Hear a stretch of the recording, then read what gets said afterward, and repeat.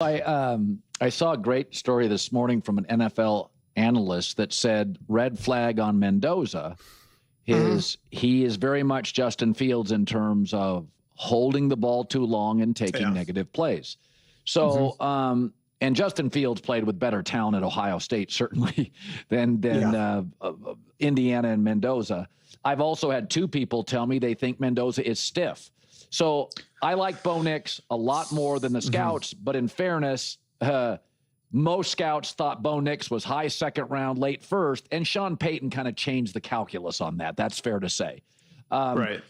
Mendoza, he's going to be the number one pick, but all right, what is you deal in these back channels? What do you hear on it? So, I think you're right on when you say, if you plugged him into the 24 draft, right, into that class, he would probably almost certainly go behind Caleb Williams, Jaden Daniels, and Drake May, and would probably be in that grouping. I think he would wind up going in front of Penix, Nix, and McCarthy. I do too. But I think that would be a little bit of a fight, right? Wow. And the comp I like best, I've heard people say Cousins, but the comp I like best is Jared Goff, in that, he's got a nice natural stroke. He's really accurate. He can take hits, which, Goff has shown that he can do that. And he comes from one of these offenses that's spread out, relying on RPOs. So he does have a learning curve, and he's shown an aptitude to learn. You just haven't seen him do it yet, right? So with Goff, what did that mean? It meant his rookie year was a disaster under Jeff Fisher, right? But then once Sean McVay got a hold of him in 2017, now all of a sudden you saw the stuff that you saw at Cal. And so I think it's the same sort of thing with Mendoza. It's obviously we have an idea of what sort of situation he's going to be going to. It's probably going to be the Vegas Raiders with Clint Kubiak as the head coach. So can the Raiders either A, put enough around him to create a scheme that's going to work for him in year one so they can get him going the way that Sean McVay did in 2017 with Goff, or B, do they have the patience to sit him for a year if he actually needs that? So I think that's, to me, that's sort of the conundrum with Mendoza, who isn't a perfect prospect, and I don't think is quite the prospect that Caleb, Jaden, or Drake were a couple of years ago. The discussion around the possibility of sitting him for a year, for an entire season, is really interesting. My gut tells me, and I want to hear from Las Vegas Raiders fans on this, you probably don't want that, which I completely understand. You're excited to get this party started. You've been waiting for a franchise quarterback, and you want to see him on the field. I think what Albert Breer is missing about the Jared Goff comparison and being able to hit the ground running with Sean McVay and all of that is that Goff did have a full season under his belt before McVay arrived. Caleb Williams had a full season before he started working with Ben Johnson. Drake May had a full season. These other guys all had a full season where they were able to struggle and frankly fail at times. And we've seemingly lost the patience for that in today's NFL. Just look at Caleb Williams. People didn't want to give him the benefit of the doubt at all, even though he literally went through, 3 or 4 different coaches? I mean, it was a circus. It was an absolute circus in Chicago. But now, maybe because of Sam Darnold and what we just saw with Mac Jones in San Francisco, and Daniel Jones for that matter, maybe people have finally warmed up to the idea that it's okay for these quarterbacks to struggle early on. Maybe we're not going to have a panic attack about it. Maybe we're not going to call for their heads by Thanksgiving. I don't know.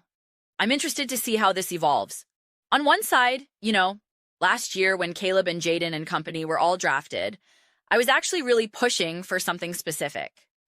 Going into the 2024 season, I was actually a big proponent and a big fan of sitting a quarterback for a year. I kept referencing Mahomes. I was like, if it works for Andy Reid and Mahomes, then it's going to work for you. I was a big proponent of that approach. We saw the success that Jordan Love and the Packers had coming off of that developmental season in 2023 as well. So I was definitely on board with that philosophy. But I also think that for certain quarterbacks, if they have the right mentality and they have the right level of confidence and support system around them, playing them right away, giving them the full reins and the full room to absolutely fail week after week after week, can also work. If you don't think it's going to shake their confidence, if you don't think it's going to get them to slip into bad habits and bad patterns, then I'm totally for that approach as well. And again, to be very clear, I'm not saying Shitter Sanders is going to fail as a rookie or anything like that. I'm not saying that at all. I'm just kind of trying to have a slightly different conversation than what we've been having, because you guys know I am a big believer in Shedeur Sanders and the Raiders. But if the expectations are that this is going to be a little bit more of a work in progress than people are acknowledging, similar to how it was for Drake May, similar to how it was for Caleb, just to use the two most recent drafted quarterbacks who then had success the following year, then I think it's totally fair game to just throw him out there, as long as you can protect him and keep him healthy. I'm totally on board with that, because I do believe Shedeur Sanders will be able to handle all of that. And Albert's over there saying, oh, will he be able to learn this and that? And it's just like, I can't see why he wouldn't be able to, based off of my observations. Based off of how I've seen him play, and based off of how I've seen him discuss the game and have conversations, I'm like, this kid feels incredibly bright and really smart and focused and determined. I mean, really, it's more about, are you willing to put in the work, right? Are you willing to put in the work? And it's just hard to imagine that Shedeur Sanders is not willing to put in the work and not willing to get after it. I think it's a lot easier to sit a quarterback for a season when you're already having some success as a team. That is the one thing that gets overlooked with the whole Mahomes situation. Sitting for a year. They were winning. Alex Smith was winning and having success. They were getting to the playoffs. They were having success. They weren't a complete disaster. The Raiders, on the other hand, have been a complete disaster for years now. So it's a really hard sell to the fans. Look at the Giants with Russell Wilson and say a hypothetical rookie quarterback. That's another good example. You've seen this team fail for years now, and now Russell Wilson is failing. Fans are going to be screaming, put in the rookie! We need something to believe in. Even if he doesn't win and succeed immediately, we need something. We need to feel like our team is moving in a positive direction. You got to give us something.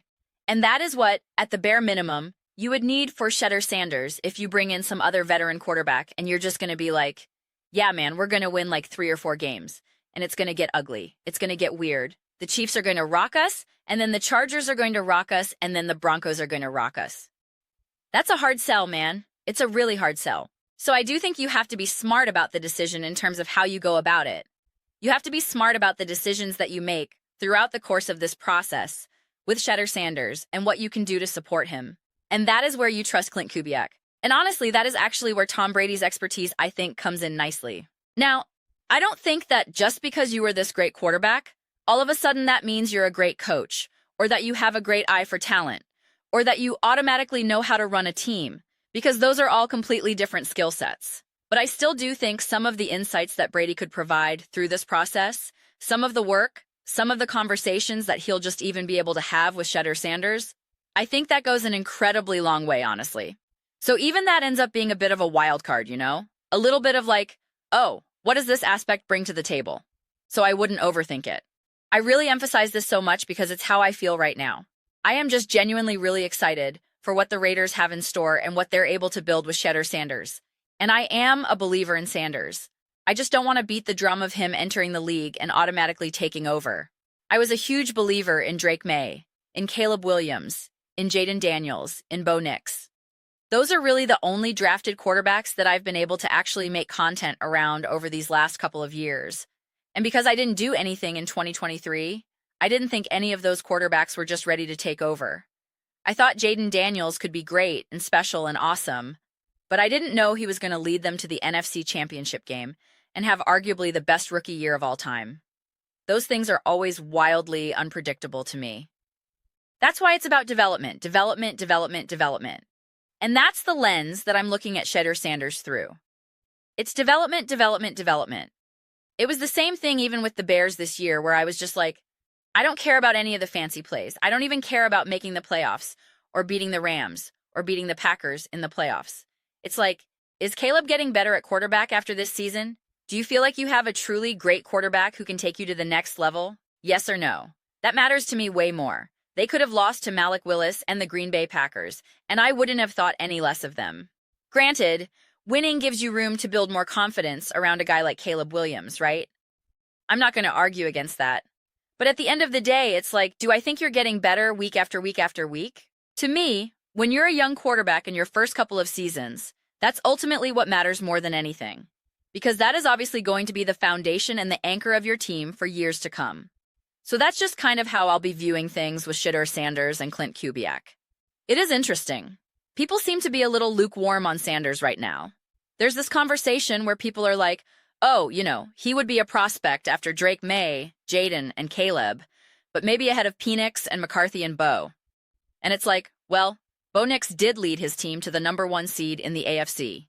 He took down Josh Allen and the Buffalo Bills, absolutely balled out in that playoff game, led them to the AFC Championship game.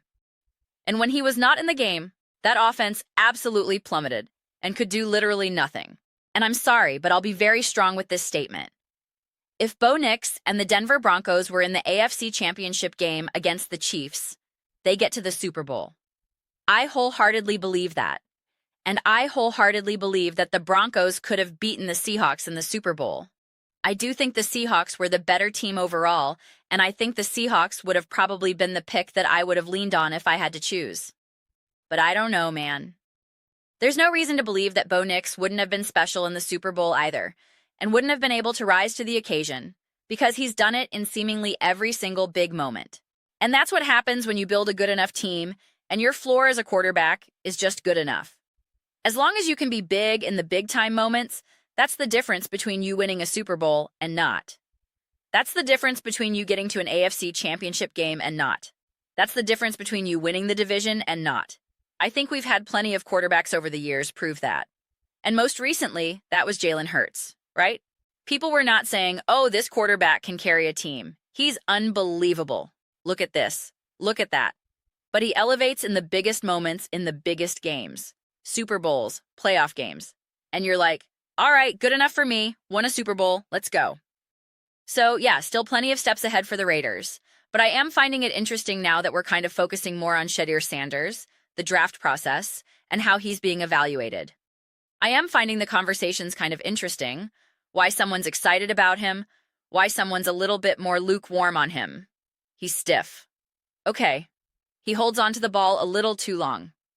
Okay. Is that real analysis to me? Honestly? He's a little stiff. Okay. Holds on to the ball. It's like, tell me what college quarterback doesn't hold on to the ball a lot? They're always trying to make something happen. I don't know. Seems a little forced to me. But those are just my thoughts. I'd absolutely love to hear yours. What do you guys all think about the Las Vegas Raiders and Shedeur Sanders? He's obviously a huge favorite to be the #1 pick. He is going to be the #1 pick. It would be pretty shocking if he's not. But I guess I'm curious how you feel about some of the conversations that have unfolded around Sanders.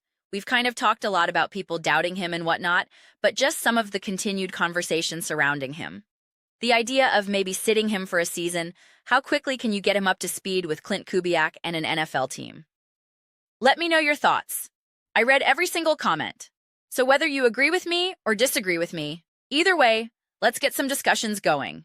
Let's get into some fights, but ultimately, let's just have some fun. And please do consider subscribing. We're building an amazing community here, and I absolutely love to see you part of it. I want to build something that we all genuinely feel connected to, something that we're really excited to be part of. I think we're well on our way to doing it. Please don't forget to give this video a thumbs up. It really does help the visibility and the algorithm. Thank you so much.